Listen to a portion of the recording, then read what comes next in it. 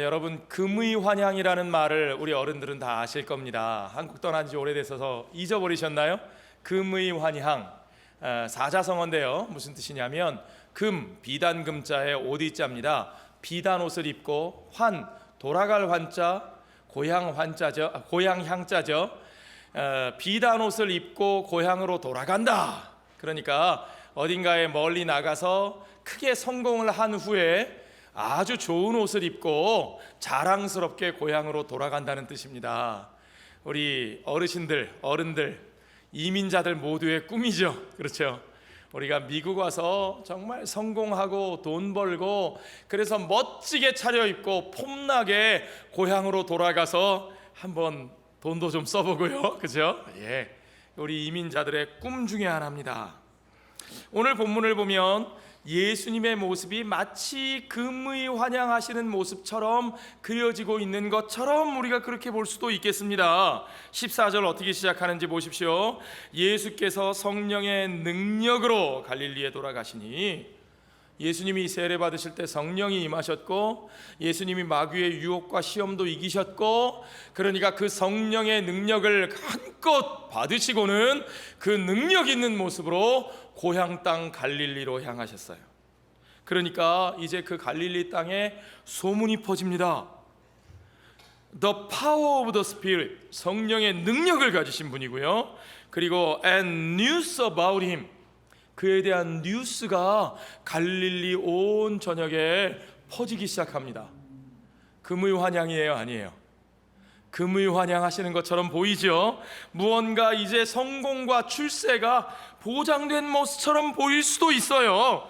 이대로만 가면 이 고향 땅에서 예수님은 국회의원, 주지사, 아니면 더 조금만 잘 되면 대통령도 문제없지 않을까요? 여러분 어떻게 생각하세요? 그대로 쭉 나가면 될 것 같이 느껴집니다. 우리는 이 모습을 보면서 이렇게 생각하기 쉽습니다. 이야, 역시 성령의 능력이 대단한 거야. 성령의 능력만 있으면 모든 것이 거침이 없이 앞길이 뻥뻥 뚫리네. 성령의 능력을 받아야 만사형통하는 거지. 그러나 여러분, 우리가 오늘 이 말씀 가운데 볼 수 있는 것은 우리 예수님에게 열리는 삶의 과정들이 그와 같이 출세와 성공을 향한 길이 아니라는 사실을 우리가 좀 확인해 봐야 합니다. 오늘 말씀은 그게 중요한 겁니다. 예수님의 이 이야기를 기록한 누가에 따르면 예수님은 사실은 날 때부터 성공, 출세, 무슨 금수저, 무슨 대단한 스펙 그런 거 하고는 거리가 먼 분이었어요. 예수님은 태어나실 때부터 누울 곳이 없어서 구유에 누우셨던 분이라고 누가복음 2장에 기록되어 있잖아요. 예수님이 성전에서 첫 아이를 하나님 앞에 바치는 정결의 예식을 거행하는데, 그때 하나님의 사람 시므온이 나와서 예수님을 향해서 축복하면서 이렇게 예언을 했습니다. 시므온이 그들에게 축복하고 그의 어머니 마리아에게 말하여 이르되, 보라, 이는 이스라엘 중 많은 사람을 패하거나 흥하게 하며 비방을 받는 표적이 되기 위하여 세움을 받았고, 이상하죠? 비방을 받는 표적이 되기 위하여 세우심을 받았대요. 아기를 축복하면서 하는 얘기예요 지금. 또 칼이 내 마음을 찌르듯 하리니 이는 여러 사람의 마음의 생각을 드러내려 함이라 하더라. 여러분이 아이를 낳아서 처음 교회에 데리고 오셔서 목사님이 그 아이를 위해 축복 기도하는데 이렇게 기도하면 여러분의 마음이 어떠시겠어요? 그 교회에 계속 다니셔야 돼요, 여러분. 예. 누가복음에는 그분의 성장 과정을 아주 솔직하게 보여줍니다. 특별히 예수님의 12살 때 이야기가 나오는데요, 예수님의 10대 시절 이야기는 온 성경에 통틀어 여기만 나옵니다. 예수님의 성장 과정은 아마 여기 있는 우리 청소년들하고 다르지 않았을 거예요. 우리 예수님도 자라시면서 여드름도 덕지덕지 나시기도 하시고, 우리 예수님도 자라시면서 여러 가지 그 성장의 모습을 다 겪으셨을 겁니다. 우리가 흔히 생각하기에 예수님은 그런 과정 다 스킵하고 점핑하고 그냥 하늘에서 뚝 저절로 떨어진, 원래부터 모든 것이 완전했던 분처럼 생각하기 쉬운데, 누가의 기록에 의하면 그렇지 않다는 겁니다. 그렇죠? 물론 그 과정 속에서도 예수님은 자기가 누구신지, 그리고 그가 어디에 있어야 할 사람인지를 분명하게 알고 계셨어요. 그게 중요합니다. 예수님이 부모를 따라 예루살렘 성전에 가셨다가 그곳에서 부모님이 동네 사람들하고 우르르 같이 돌아가시는데 하루 이틀 지나고 나서야 아들이 없어진 걸 아셨어요. 조금 부모님이 바쁘셨는지. 그리고 나서 아들을 찾아서 그제서야 예루살렘으로 돌아가 보니까 성전에서 예수님이 율법학자들과 수많은 선생들과 대화를 하고 계신 거였습니다. 하나님의 말씀에 대해서 이야기하고 계셨어요. 부모님이 당연히 화가 났겠죠. 아들에게 아니 네가 어떻게 우리에게 도대체 이럴 수가 있니? 왜 이러는 거야? 다그치시니까 예수님이 뭐라고 말씀하셨습니까? 내가 내 아버지 집에 있어야 할 줄을 알지 못하셨나이까? 주님은 그가 누구시고 하나님을 아버지라고 말씀하고 계시죠? 그리고 그가 어떤 자리에 계셔야 할 분이신지를, 그 아이덴티티와 그 미션에 대해서 이미 10대 시절에, 그렇죠? 여러분과 같은 나이에 주님은 분명히 알고 계셨다는 겁니다. 그러나 그럼에도 불구하고 주님은 그것을 핑계로 그 부모님에 대해서, 자기 가정에 대해서 그 의무를 소홀히 하신 적이 없어요. 성경에 보면 이렇게 되어 있습니다. 예수께서 함께 내려가사 나사렛에 이르러 순종하며 받드시더라. 예수님은 그가 누구신지 아셨고 그의 사명이 어디인지, 그가 장차 있어야 할 자리가 어딘지 아셨지만 그럼에도 불구하고 그 공생애가 시작되시기 전까지 그 육신의 부모를 겸손히 섬기고 순종하면서 받드셨다는 거죠. 우리 청소년분만 아멘 해봅시다. 아멘. 네. 예수님도 여기 있는 우리 어린이들, 우리 청소년들과 똑같은 과정을 겪으면서 그렇게 여러분과 같은 모습으로 성장하셨습니다. 그분은 그 과정 가운데서 하나님과 사람을 온전히 사랑하는 온전하고 균형 잡힌 인격으로 자라나셨어요. 누가복음 2장 52절 말씀에 보면 예수는 지혜와 키가 자라가며 하나님과 사람에게 더욱 사랑스러워 가시더라. 하나님을 핑계로 사람을 무시하신 것이 아니고 사람의 마음을 사기 위해서 하나님을 외면하시지 않았어요. 그 키와 지혜가 자라가며 하나님과 사람에게 더 사랑스러워 가셨던 예수님의 성장이, 그 모습이 오늘 우리 어린이들, 청소년들 모두에게 그대로 이루어지기를 우리 주님의 이름으로 축원합니다. 그리고 누가는 그 예수님이 세례 받으실 때, 이제 그의 공생애를 시작하실 때의 모습을, 그 장면을 이렇게 묘사합니다. 백성이 다 세례 받을새 예수도 세례를 받으시고 기도하실 때 하늘이 열리며 성령이 비둘기와 같은 형체로 그 위에 강림하시더니 하늘로부터 소리가 나기를 너는 내 사랑하는 아들이요 내가 너를 기뻐하노라 하시니라.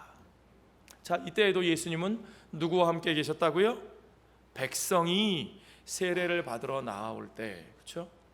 세례 받는 사람들, 이 사람들을 우리는 한마디로 뭐라고 말할 수 있을까요? 왜 세례를 받아요? 죄인이니까 세례를 받죠. 그렇죠? 죄인이니까 세례를 받는 거예요. 예수님은 그들과 함께 계셨어요. 그 죄인들과 함께 계셨어요. 그의 공생의 첫 시간을 예수님은 그 죄인들과 함께 하셨습니다. 예수님은 그들처럼, 그들과 같이 거기서 세례를 받으셨어요. 왜요? 예수님도 죄인이신가요? 아니시죠. 예수님은 죄인이 아니십니다. 그러나 예수님은 죄인이 아니시지만 그 죄인과 함께 하기를 택하셨고, 그 죄인처럼 자신을 낮추셨고, 그 죄인의 대표로서 그들을 위하여 사역하시는 자로서 그들과 함께 세례를 받으셨다는 거죠. 예수님은 그 죄인들과 자기 자신을 동일시하셨습니다. 아이덴티파이 하셨어요. 그 예수님이 그와 같이 그의 사역을 시작하실 때 바로 그 자리에 성령이 그분 위에 강림하셨고, 하나님의 음성이 그곳에서 들리기를 내 사랑하는 아들이요 내 기뻐하는 자라. 성령이 어떤 자리에 임하셨다고요? 예수님이 그 죄인들과 함께 하시는 자리에, 그 죄인들과 같아지시는 자리에, 하나님께서 어느 때에 그가 내 사랑하는 아들이요 내 기뻐하는 자라고 말씀하셨다고요? 그가 그 죄인들과 그 죄인들을 위하여 함께 하시는 그 자리에 아버지께서 그 말씀을 하셨다는 겁니다. 이것이 서로 연결된 것이라는 그림을 여러분 보실 수 있죠? 이걸 각각 따로 떼놓고 보시면 안 돼요. 이건 연결된 장면입니다. 그것이 전부가 아닙니다.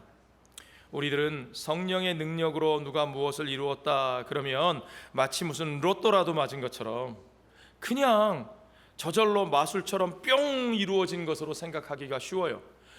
성령의 능력이 있으셔서 그 일을 하셨어. 그 말은 그냥 저절로 힘 안 들이고 됐다 이런 식으로 생각해요. 그러나 예수님께 임하신 성령은 그를 어디로 인도하셨어요? 쉽고 평탄한 길로 인도하셨어요? 아니요. 우리 지난 주일날 말씀 나누신 우리 어른들, 예수님께서 세례 받으시고 성령이 임하신 후에 성령께서 그를 어디로 인도하셨습니까? 광야로요. 광야에서 시험 받는 자리로, 그 시험의 자리로 예수님을 인도하셨습니다. 예수님은 그 모든 과정을 직접 온몸으로 겪으시면서 하나님의 말씀으로 그 모든 것을 이겨내셨어요. 보십시오. 예수께서 성령의 충만함을 입어 요단강에서 돌아오사 광야에서 40일 동안 성령에게 이끌리시며 마귀에게 시험을 받으시더라. 그렇게 시험 받으시는 과정까지 그 모든 과정을 거치시며 예수님은 이제 그 하나님의 사역을 위하여 준비되신 겁니다. 거저되신 게 아니에요.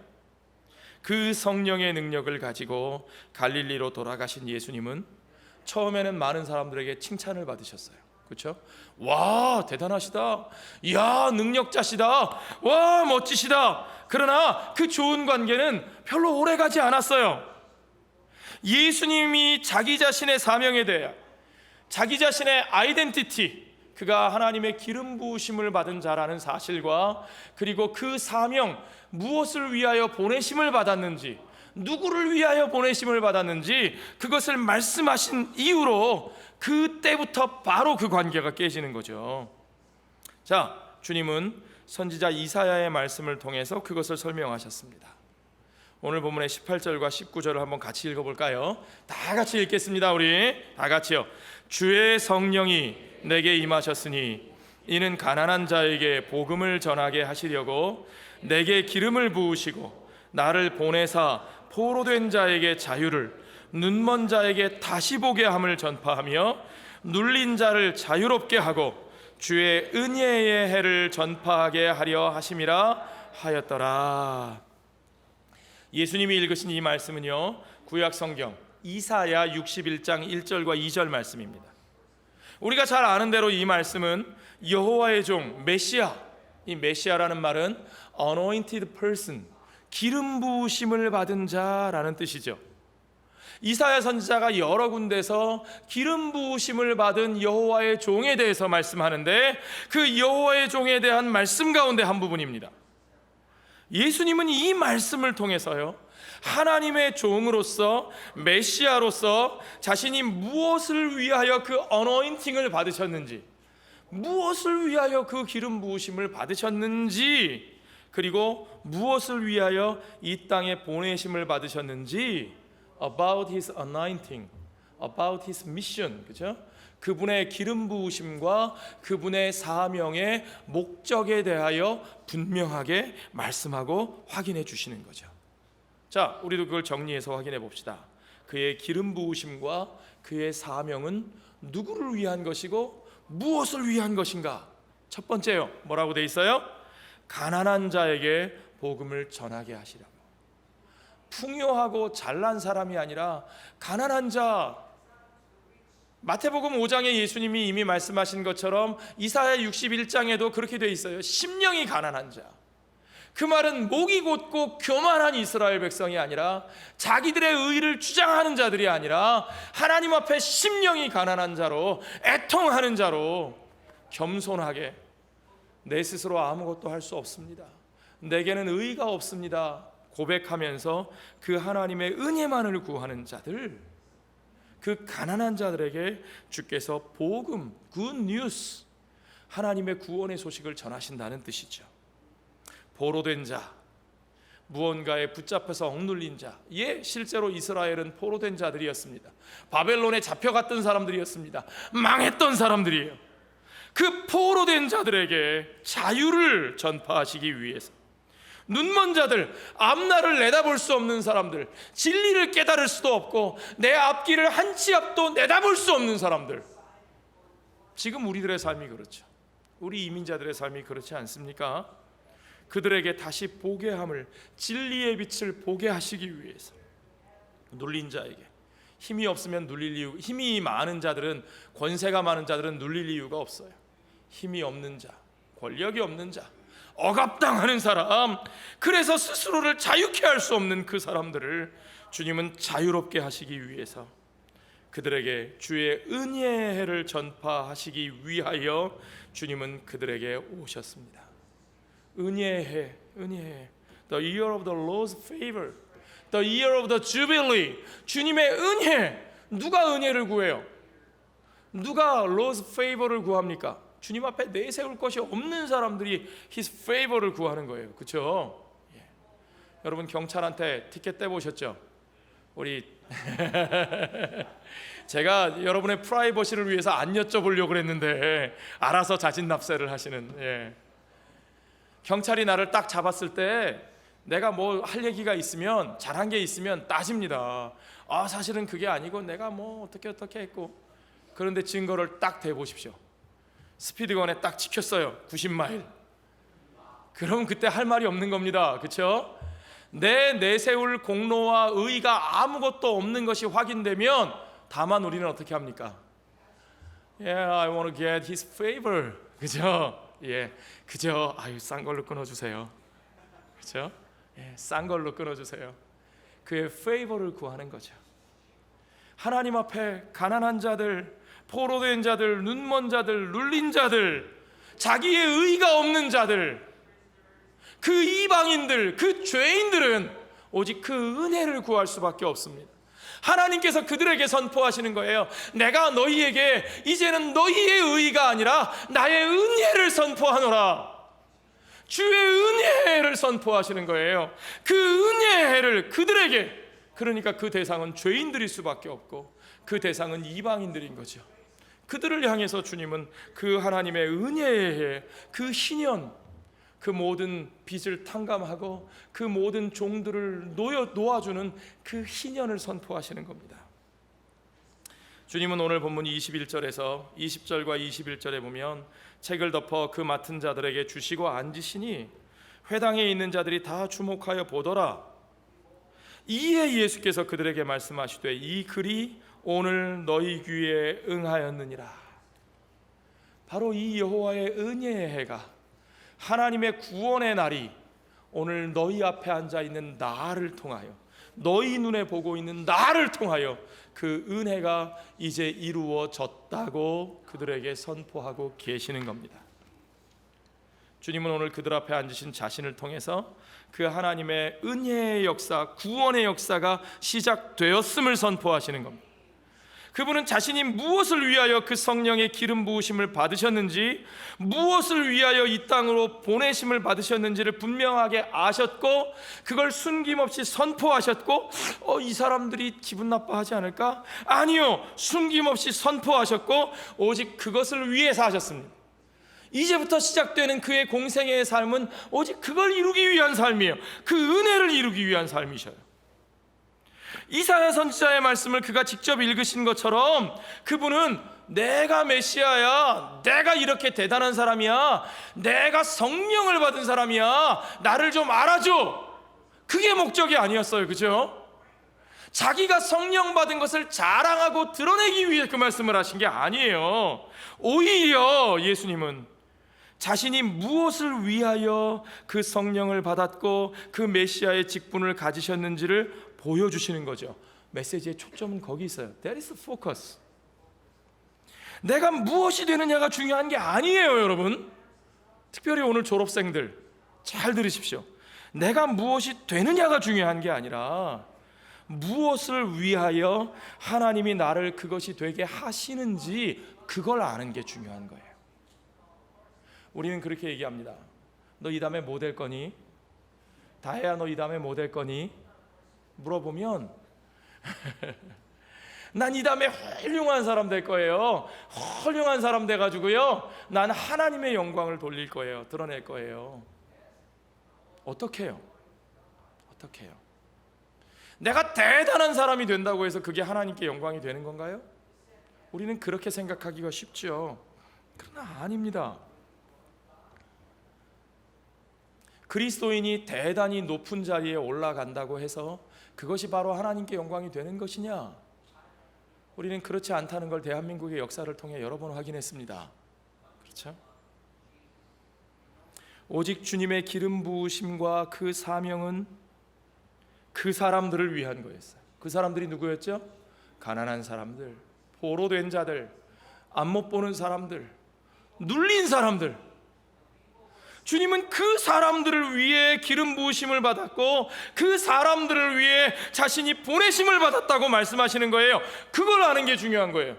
내가 누구를 위하여, 무엇을 위하여 그 기름 부으심을 받았고 그 사명을 받았는가? 주님은 그들에게 복음의 진리 안에서 그 자유와 은혜를 선포하는 것이 자신의 기름 부으심의 목적이고 자신의 사명의 목적이라고 말씀하셨습니다. 바로 그들이 하나님의 은혜를 입은 사람들이다. 하나님이 그들을 받아들이신다. 하나님이 그들을 품어 안으신다. 누구를 통해서요? 나를 통해서 하나님이 그들도 품어 안으신다. 그게 예수 그리스도의 메시지의 핵심입니다. 이 땅에 오신 그 메시아, 그 기름 부으심을 받은 하나님의 종을 통하여 하나님은 그들에게도 은혜의 해를 선포하신다는 겁니다. The year of His favor. 오직 주님은 그들에게 그 굿뉴스, 이 얼마나 좋은 소식이에요. 얼마나 기쁜 소식이에요. 배척당하고 소외당하고 밀쳐나지고 손가락질 당하고 소망이 없다고 말하던 그 사람들에게 그 굿뉴스, 이제는 너희가 받아들여진다. 그분이 너희를 품어 안으신다. 그 소식을 전하기 위해서 기름 부으심을 받으셨고 그것을 위해서 그들에게 보내심을 받으셨다고 주님은 분명하게 확인해 주십니다. 오늘 누가복음 4장의 마지막 절, 우리가 읽진 않았지만 거기 보면 예수님이 이렇게 말씀하셔요. 예수께서 이르시되 내가 다른 동네들에서도 하나님의 나라 복음을 전하여야 하리니 나는 이 일을 위하여 보내심을 받았노라. 나는 바로 이 하나님 나라의 복음을 전하기 위하여 내가 보내심을 받았노라. 분명히 아시죠? 그죠? 예수님의 비전 스테이트먼트가 얼마나 클리어한지 여러분 보세요. 여러분에게도 바로 그와 같은 비전 스테이트먼트가 있어야 합니다.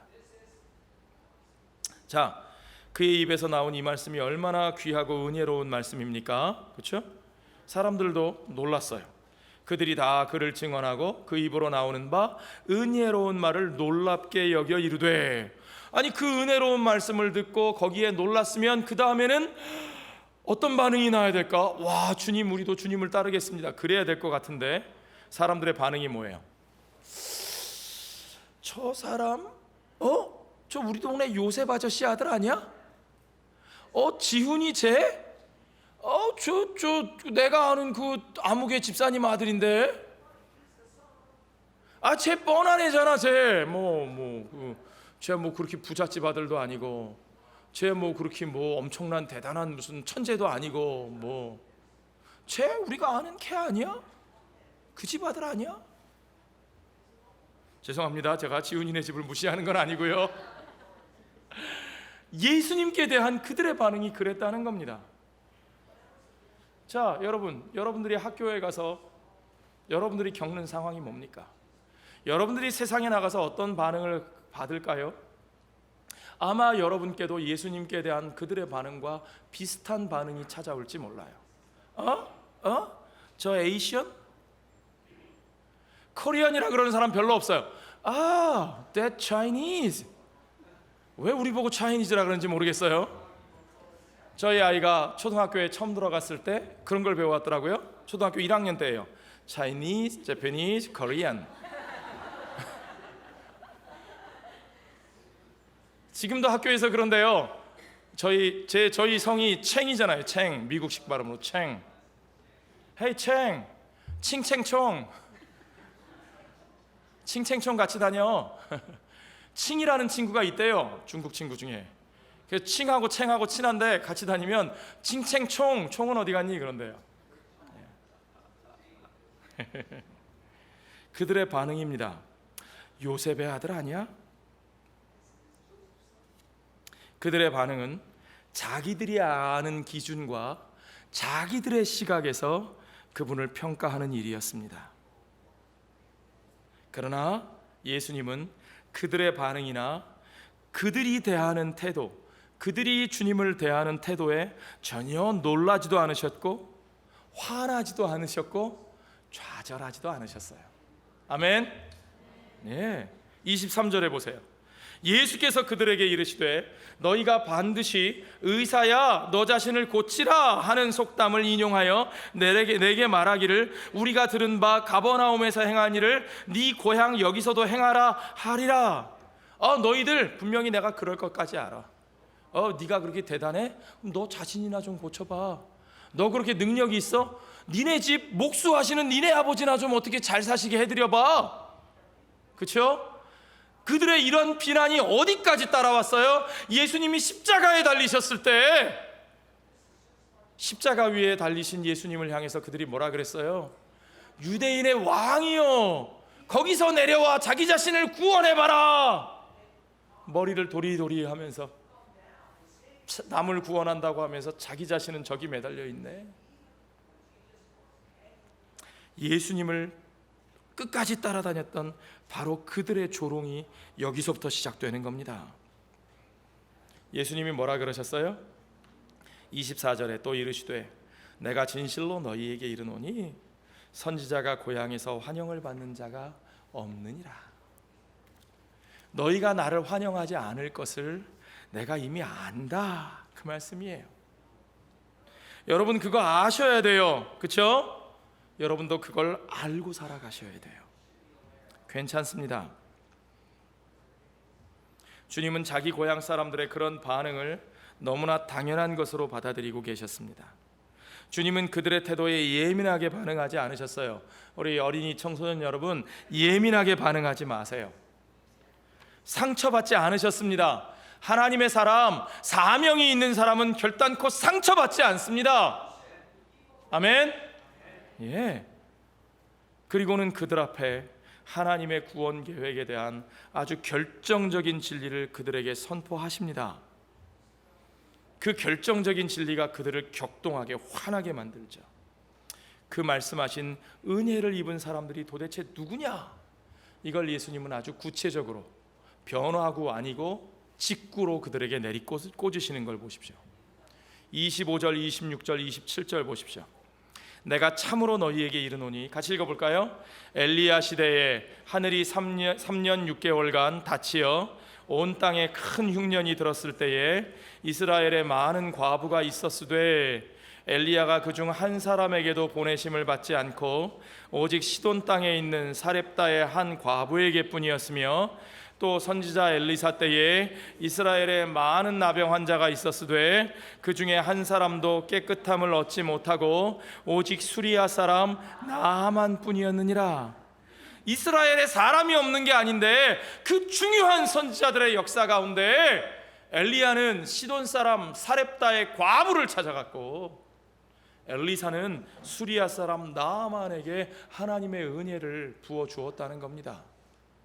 이스라엘에 그 잘난 사람들이 많고 예루살렘의 성전에 그 대단한 사람들이 많았는데도 하나님은 그 은혜를 그 이방 사람들에게 부어주셨다는 사실입니다. 그들이 바로 가난한 사람들이고 그들이 바로 포로된 사람들이고 그들이 바로 눈 못 보는 사람들이고 그들이 바로 눌린 사람들입니다. 세상에 잘났다 하는 사람들이 무시하는 바로 그 사람들입니다. 우리는 의롭다고, 우리는 종교적인 사람이니까 우리는 구원받을 수 있을 것이라고 말하고 저런 죄인들, 저런 보잘것없는 사람들은 하찮은 아무것도 없는 사람들이니까 저 사람들이 많이 들어오면 귀찮고 불편하니까 우리가 손해를 보니까 저 사람들을 내쫓자고 말하는 바로 그 사람들을 위해서 예수님이 보내심을 받았고 기름 부으심을 받으셨다는 사실입니다. 믿으시면 아멘 하십시오. 주님은 그 사실을 선포하셨어요. 그가 선포하시는 하나님의 은혜의 해가 바로 그런 사람들을 위한 것이라고 선포하셨어요. 주님의 바로 그 메시지, 선지자들이 선포했고 예수님이 선포하시는 그 메시지가 바로 예수님의 고향 사람들, 그들을 화나게 만들었대요. 그 유대인들, 자칭 하나님의 사람들, 그들을 화나게 만들었어요. 하나님의 뜻과 생각이 자기들의 생각과 다를 때, 자기들의 이익과 자기들의 특권에 방해가 된다고 생각할 때, 소위 하나님의 백성이라고 자부하던 그 사람들이 이제는 그 하나님의 뜻을 막아서는 거예요. 그 일을 위해 이 땅에 오신 하나님의 아들을 막아서는 겁니다. 그냥 막아서는 게 아니라 어떻게 하는지 보세요. 28절 29절 봅시다. 같이 봅시다.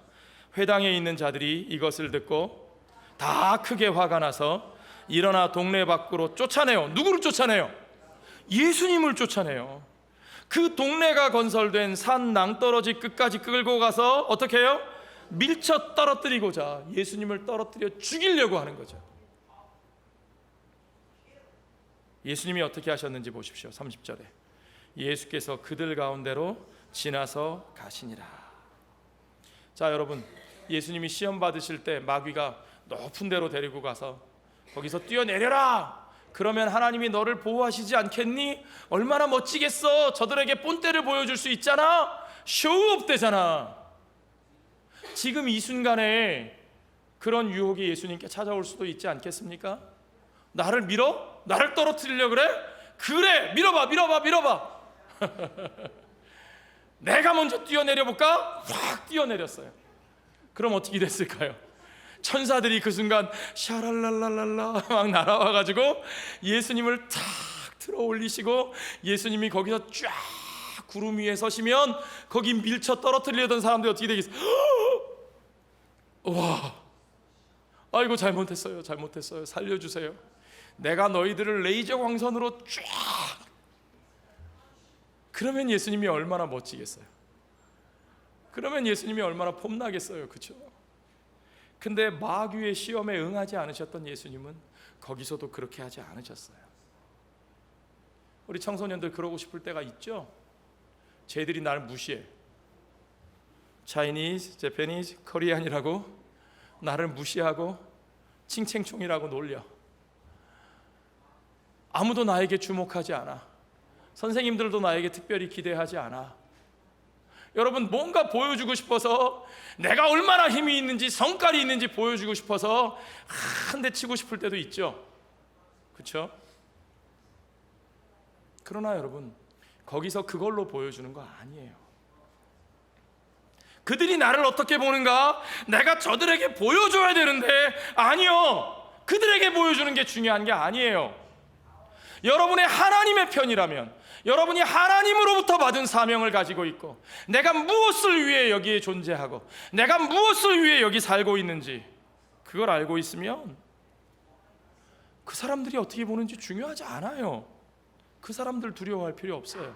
그들의 시선에 너무 예민하게 반응하지 마세요. 그걸로 화낼 필요 없어요. 그 사람들이 거기서 밀쳐 떨어뜨린다고 그 사람들이 예수님을 죽일 수 있습니까? 예수님이 하시고자 하는 그 하나님의 일을, 그 사명을 그들이 막아낼 수 있습니까? 아니요. 그들에게는 그럴 힘도 없고 그럴 권세도 없어요. 그들을 두려워하지 마세요. 그들은 결코 하나님이 기름 부으신 사람, 그 사명의 사람을 죽일 수 없습니다. 그 하나님의 길을 그들이 막을 수 없습니다. 결코 그럴 수 없어요. 여러분의 하나님을 여러분 너무 과소평가하지 마세요. 예수님은 결코 그들이 두려워 피하지 않으셨어요. 그렇죠? 그들 보여주겠다고 거기서 뛰어내리지도 않으셨고, 그들이 두려워 피해가지도 않으셨고, 그리고 그들과 맞서 싸우느냐고 열 올리거나 시간과 에너지를 낭비하지도 않으셨어요. 그분은 그저 그들 가운데로, 오늘 본문에 보니까 But he walked right through the crowd. 그 군중들 바로 그 가운데로, 바로 그곳으로 지나가셨대요. 어디로 가셨을까요?